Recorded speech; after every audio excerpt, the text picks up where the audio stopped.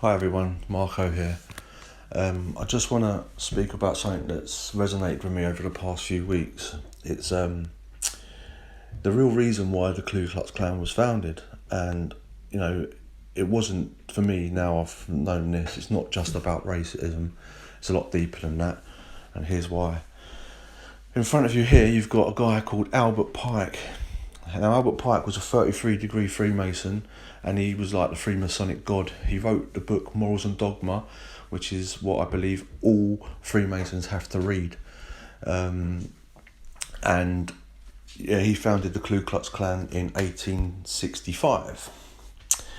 Right, so with that, Ku Klux Klan, K is the 11th letter of the alphabet, and there you go, you've got your 311s, 33 as the symbology, and that is not done by accident. It's symbolism through the Freemasonic network, which they talk to us through signs, symbols and numbers. Anyway, I had trouble believing on who they worshipped. I used to think it was Lucifer, and some people think that Lucifer is, they're being deceived. Some people think Lucifer is Satan, which, I think they're two separate entities personally, and this is Baphomet. This is the one I believe that they truly worship. Now, Baphomet, you see the signs of Baphomet everywhere now. If you go to Glastonbury, you've got the pyramid stage with the Baphomet horns on top. You've got films like Maleficent with Angelina Jolie. She's wearing the Baphomet horns. Basically, this is the transgender god. It's got, male and female attributes. You've got the breasts there. Basically, it was when 33% of the angels fell to earth, they took on separate genders. And what they wanted to do is to make the genders back to one again, how they used to be in heaven. And this is about dualism, putting male and female together, as you're seeing a lot today. But that's another issue. Right, what I want to say about is the serpent in the middle. You can see the serpent round the staff there. Now, if you've seen this symbol before, and well, especially in the news lately, because how can you get away from it? Now, there we go. You've got the serpent round the staff, middle of the World Health Organization. Incidentally, the section of the World Health Organization, there's the little segments there. And there's a little circle in the middle that makes up to 33 sections. So there's your 33 on the symbol, and you've got the serpent as well. Now, where does the serpent come from? What is it all about? Why do you see this in so many symbols? You've got the Baphomet symbols, but this is who I believe is in control of the world today. The people that are the enemy, basically. So, right, let me take you to Paul the Sixth Audience Hall. Now, this is in Rome. So, this is where the Pope does a lot of his gatherings and his speeches and all everything like that. So, there instantly, it's just you got your 6 threes, so you got your 3 6s there straight away. That's how they work on numerology. But let's take you into the hall, or outside the hall. Now, to me, what does that look like? What does that look like to you as well? I mean, to me, that is the head of a snake, if you can see that. You've got the eye on the side, you've got the top of the head where it ridges over, and it was designed that's not by accident, that's not done by accident. Look, if you can see it now, it does look like a snake's head. Now, if you don't believe me on that, you're still not convinced, let's go inside. Right, this inside Paul VI Hall, and there we have the eyes on the side, and you can see the top of the snake's head and the fangs. If you can't see it, I've labelled it for you. You've got the reptilian skin at the top, the slit-shaped eyes, the fangs, the snake skin. Now, what part of that looks like it's worshipping Jesus? Worshipping God? This looks like serpent worship to me, which is where we are going with this. Now, this is the other side of the hall where the people sit. Now they are, most of them, I'll say almost all of them, are oblivious to what's happening with all this symbolism. But they see Jesuit Pope Francis. Now the Jesuits, I believe, are top of the tree when it comes to like Freemason. All Freemasons at the top level have to answer to the Pope, because it's all about restoring temporal power to the Pope that was lost, during the Protestant Reformation back in the 16th century under Martin Luther, when he nailed the 95 Theses on the doors of Wittenberg. Now, ever since then, they've wanted to restore power, and they are doing it clandestinely through their secret societies and signs and symbols which we won't understand. Not everybody's going to understand it, but I'm giving it a good bash to try and work this stuff out, which I've been trying for the last 12 years or so. So these people are now in the mouth of the serpent, and it's so symbolic to how these people at the top work, and they're all oblivious to it. Here's Pope Benedict. He was doing the same thing. There you go. What part of that looks like any worship of Jesus Christ? It doesn't, does it? And just to confirm, you've got the same staff as what the Baphomet's holding. Now you tell me what side the Pope's on in the Vatican. What side do you think they're on here? I'll leave that for you to decide, to be quite honest. But to me, it's not the good side, if I'm honest. And this is what it all comes down to. Serpent worship, in the Garden of Eden, where the serpent or Satan spoke to Eve in the form of a serpent and encouraged her to eat the apple. You shall, and it's like the first ever lie that if you eat the apple, ye shall become like God. And that is what they believe. They believe that they can become God. And that is the first lie that was ever told. And that is what they believe. Now, when you get to... Right, this is what they do. These worshippers of Satan and stuff, they like to have the law of reversal, so they want to reverse everything, like and turn bad into good, good into bad. Now, if you see the headline here, it says, "Are Satanists now the good guys and fight against the evangelical right?" Now, can you believe that? Satanists now are the good guys, and now the Christians, the evangelicals, are the bad guys. Now, this is how it works. There you go. You've got the Baphomet horns at the back. You've got the inverted pentagram, which is a 5-pointed star. And yeah, they're just basically trying to turn good into bad. If you remember, like Michael Jackson back in the day, he had come out with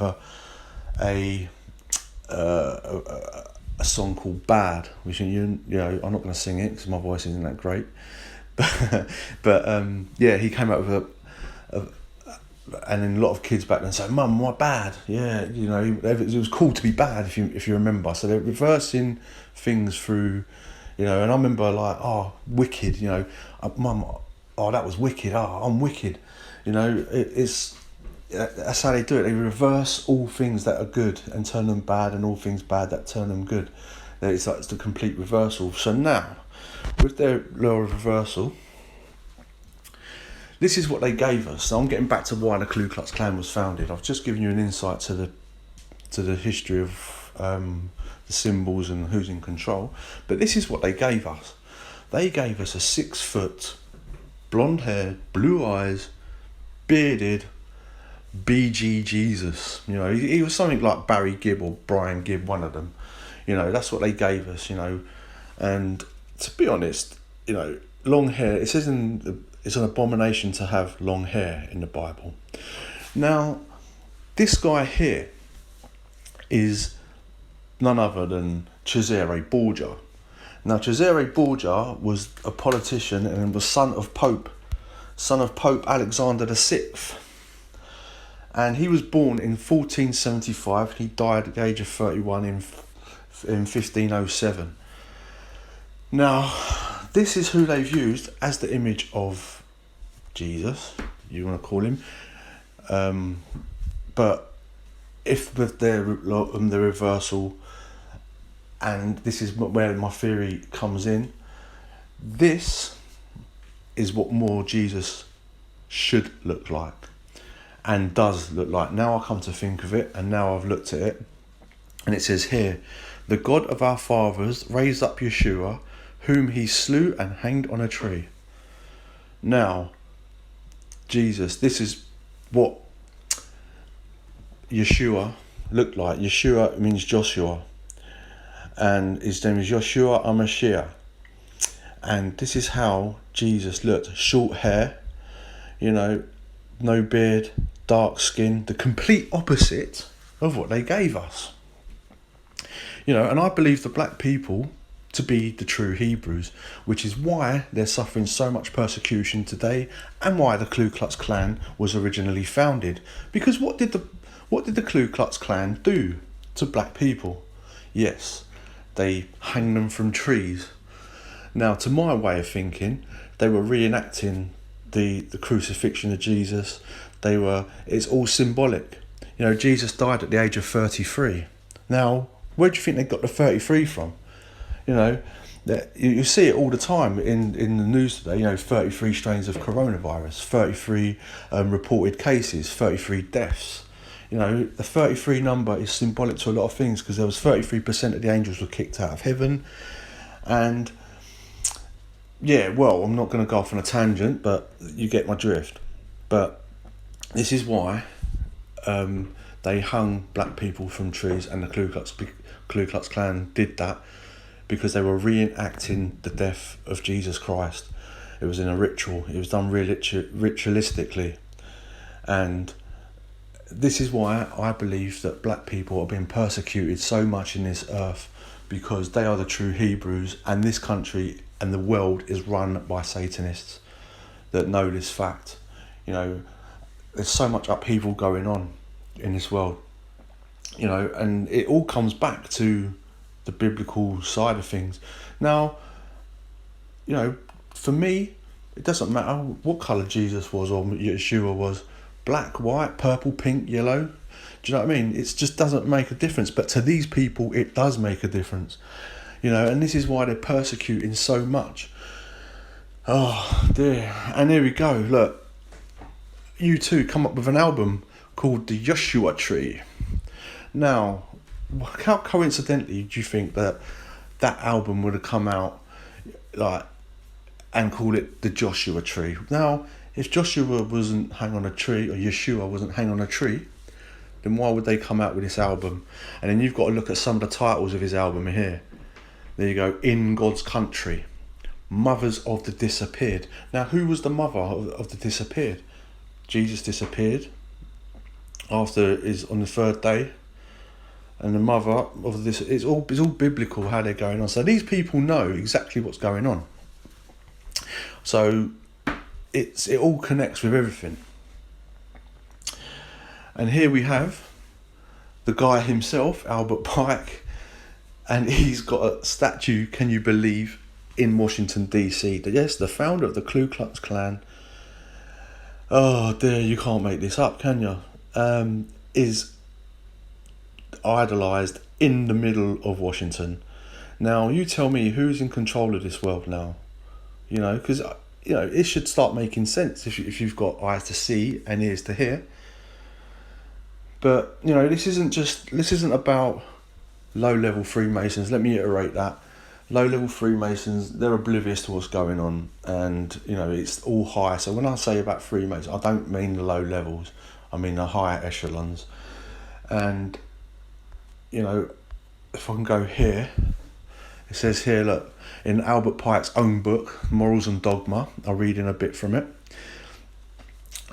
Low-level Masons participate in Freemasons, do not think that they are defaming the name of Jesus, but believe that they have discovered the correct nobility of man. What they do not realise is that they are being deceived by the upper elite of the organisations and being taught to worship the created more than the creator. In Albert Pike's book, Morals and Dogma, he boldly writes on page 819, the blue degrees are the outer court of portico of the temple. Parts of the symbols are displayed there to the initiate, but he is intentionally misled by false interpretations. It is not intended that he shall understand them, but is intended that he shall imagine he understands them. That is the low level Freemasonry. And, you know, if you're in the Freemasonry, I'd get out of it now. I would, just, get out of the Catholic Church now, because it's been hijacked by these serpent worshippers that go under the guise of Christ and worshipping the Baphomet, as you can now. I've just shown you. Alright, people, that's my to get that off my chest. Hope you can understand that, and I hope you have a good day. Enjoy the sunshine, and speak soon.